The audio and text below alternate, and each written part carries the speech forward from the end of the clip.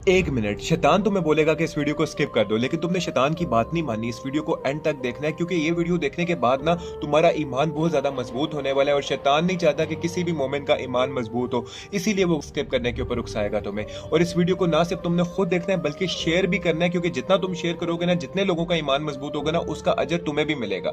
ठीक है। और वीडियो पसंद आए ना तो वीडियो के बाद तुमने फॉलो करना है, अगर पसंद आई तो देखने के बाद तुमने फॉलो करना है। आज की वीडियो में हम लोग बात करेंगे सीरियस स्टार के बारे में। सीरियस स्टार पता है कौन सा होता है? जब रात के टाइम पे छत पे जाओ ना और आसमान की तरफ देखो तो एक सितारा ऐसा है जो बहुत ज्यादा चमक रहा होता है, सबसे ज्यादा ब्राइट होता है, उसको सीरियस स्टार बोलते हैं। और आपको पता है कि वो जो स्टार है ना, साइज के मुकाबले में हमारे सूरज के मुकाबले में तकरीबन 2 गुना ज्यादा बड़ा है। मतलब हमारे सूरज के अंदर ना कहते हैं कि 13 लाख जमीनें आ सकती हैं, इतना बड़ा हमारा सूरज है। ये जो प्लेनेट अर्थ है ना, इस तरह की 13 लाख अर्थ आ सकती हैं।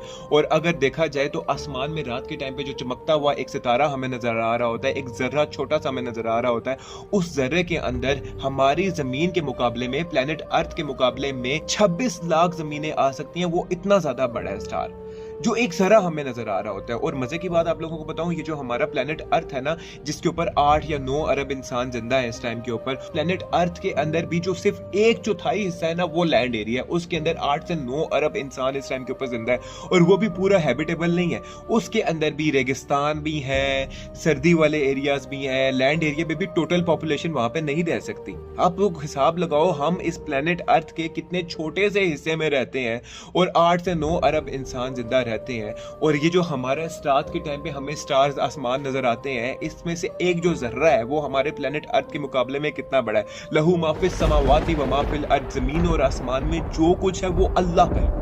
हिसाब लगाओ हमारी क्या औकात है, अल्लाह के मुकाबले में हमारा क्या साइज है। हम लोग इतनी यहाँ पे अना में डूबे हुए हैं। हर बंदा है मैं बहुत बड़ी चीज हूँ, हर बंदा अपने आप को बहुत बड़ी चीज समझता है। हम लोग उस मालिक के, उस खालिक के, जिसने हमारे लिए ये सारी कायनात बनाई, जो सारी कायनात का मालिक है, उसने हमारे लिए कुरान पाक जैसी किताब उतारी, जिसको हम लोग पढ़ें ताकि पढ़ के हम जिंदगी में कामयाब हो सके, दुनिया में कामयाब हो सके, आखिरत में कामयाब हो सके। और हम लोग किन चीजों में उलझे हुए हैं? इस छोटी मोटी दुनिया के अंदर उलझे हुए हैं कि जी हम घर बना लें, हम गाड़ियां बना लें, हम लोग जिना करें, हम लोग अपनी ख्वाहिशात के पीछे पागल हुए हुए हैं। आपको पता है ये जो प्लेनेट अर्थ है ना, इसके अंदर हम लोग एलियंस हैं। हम लोगों को इस दुनिया के अंदर जो उतारा गया है ना, वो सिर्फ इसलिए उतारा गया है कि हम लोगों की आजमाइश हो सके। ठीक है। हम लोग या तो जन्नत में चले जाएंगे या तो जहन्नम में चले जाएंगे, या तो हम आजमाइश में कामयाब हो जाएंगे या तो हम आजमाइश में फेल हो जाएंगे।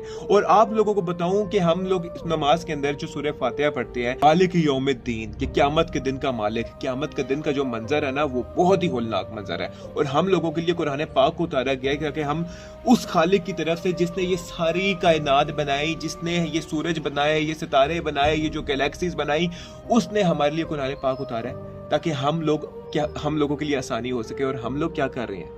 ऑनेस्टली स्पीकिंग, अगर सोचें कि हम लोग वो जो जर्रा हमें आसमान में नजर आ रहा होता है ना, उस जर्रे के मुकाबले में हमारी जमीन, हमारी 26 लाख जमीनें उस जर्रे के अंदर आ सकती हैं, इस तरह की टोटल जमीनें। और हम लोग एक जमीन के 1/4 हिस्से के ऊपर रहते हैं और 8 से 9 अरब इंसान रहते हैं। और यहाँ पे अपनी ख्वाहिशात को पूरा करके यहाँ पे बड़े बड़े महल और घर बना के हम लोग समझते हैं कि हमसे बड़ा कोई है नहीं। अल्लाह माफ करे, क़यामत का दिन किसी को बख्शेगा नहीं। और अल्लाह सुब्हाना तआला ने जो कुरान में बातें बता दी हैं कि जिस तरह के लोग अल्लाह को पसंद है, अगर तो वो ऐसे हुए तो आप लोगों को आगे जो जन्नतें मिलेंगी, इस छोटी सी दुनिया के मुकाबले में ना बहुत बड़ी बड़ी जन्नतें अल्लाह पाक ने रखी हुई हैं, जिसके लिए हमें पैदा किया गया है। आपको पता है जो सबसे छोटे लेवल की जन्नत है वो इस दुनिया के मुकाबले में कितनी बड़ी है? इस सूरी दुनिया के जितने भी रेगिस्तान है ना, उसकी रेत को इकट्ठा करके एक रिंग, जो उंगली का छल्ला होता है, वो उस रेत के अंदर फेंक दो। इस जो दुनिया का साइज है ना, जो सबसे छोटे लेवल की जो जन्नत है, उसके मुकाबले में इतना सा एक रिंग के बराबर में। हिसाब लगा लो। अल्लाह सुब्हाना तआला कुरान पाक में कहता है कि वला सौफ युतीका रब्बुका फतरदा, कि अनकरीब मैं तुम्हें इतना कुछ अता फरमाऊंगा कि तुम खुश हो जाओगे। सोचो अल्लाह पाक ने हमारे लिए आखिरत में क्या क्या कुछ रखा हुआ है, और हम उस आखिरत को छोड़ के इस दुनिया के अंदर बेईमानियां कर रहे हैं। जन्नत में अल्लाह पाक ने हमारे लिए पता नहीं कितनी खूबसूरत हूरें रखी हुई हैं, लेकिन हम लोग क्या कर रहे हैं? यहाँ पे पॉर्न देख रहे हैं, यहाँ पे जिनाओं में डूबे हुए हैं, यहाँ पे हम लोग पुंडियां कर रहे हैं, यहाँ पे हम लोग कर रहे हैं। इस जन्नत में अल्लाह पाक ने हमारे लिए ऐसी शराब रखी हुई है ना कि जिसकी लज्जत हम लोग एक्सप्लेन नहीं कर सकते। लेकिन हम लोग क्या कर रहे हैं? इस दुनिया में शराबें पी रही हैं, इस दुनिया के ड्रग्स के अंदर उलझे हुए हैं। हम लोगों ने सब कुछ छोड़ के इस दुनिया को अपना सब कुछ बना बना ली है। देख लो, आसमान में जाके देख लो, अगर मेरी बात पे यकीन नहीं है कि अल्लाह ने कितनी बड़ी कायनात बनाई है, ठीक है। नहीं तो यूट्यूब के ऊपर जाके कोई भी वीडियो देख के स्पेस के बारे में देख लो, गैलेक्सीज, तो यूनिवर्सेस, तो पता नहीं क्या क्या, सोलर सिस्टम, तो पता नहीं क्या क्या अल्लाह पाक ने वहां पे रखा हुआ है, और सबका मालिक वो है। आयतल कुर्सी पढ़ोगे ना तो पता चलेगा कि सबका मालिक अल्लाह है, और अल्लाह ताला का जो तख्त है, अल्लाह ताला ने सारे जमीन और आसमानों के ऊपर अपना तख्त रखा हुआ है। मतलब इतना अजीम है वो अल्लाह। और बताओ कि वो जो इतना बड़ा है, जिसने ये सारी कायनात बनाई है, उसको हम चैलेंज दे सकते हैं? नाउजुबिल्लाह, बिल्कुल भी नहीं। हम एक जर्रा भी नहीं है, एक चूंटी भी नहीं है उसके आगे।